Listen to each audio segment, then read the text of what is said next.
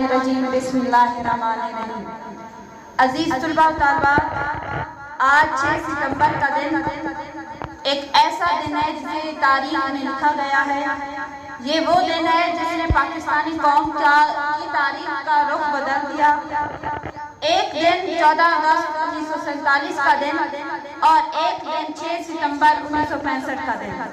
یہ وہ دن ہے جب پاکستانی قوم نے 2 مرتبہ آزادی حاصل کی۔ 14 اگست 1947 کو آزادی نہ صرف انگریزوں سے اور ہندوؤں سے حاصل کی گئی، 2 قومیں تھیں۔ اس وقت بھی پاکستانی قوم نے اپنی ہمت، جرأت اور جذبے کا مظاہرہ کر کے آزاد وطن حاصل کیا۔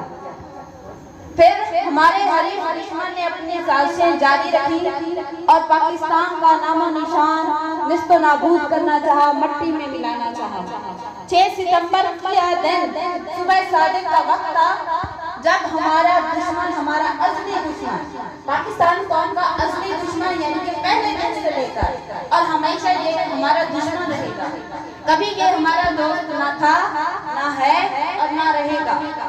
اس نے رات کے اندھیرے میں پاکستان پر حملہ کرنے کی کوشش کی اور چاہا کہ میں پاکستان کے مزید علاقوں پر قبضہ کروں گا اور لاہور کے جمخانہ میں چائے پیوں گا، لیکن وہ یہ بھول چکا تھا کہ پاکستانی قوم وہ قوم ہے، پاکستانی قوم کی مائیں وہ مائیں ہیں، چاہے ان کا ایک جوان بیٹا ہے، چاہے اس کے 7 جوان بیٹے ہیں، وہ اپنے ساتھ کے ساتھ اپنا ایک بیٹا اپنے ملک کی مٹی کے لیے قربان کرنے کے لیے تیار ہے۔ اور یہی 6 ستمبر کا دن تھا جب پاکستانی قوم نے دوسری مرتبہ انڈیا سے آزادی حاصل کی اور اپنا دفاع کیا۔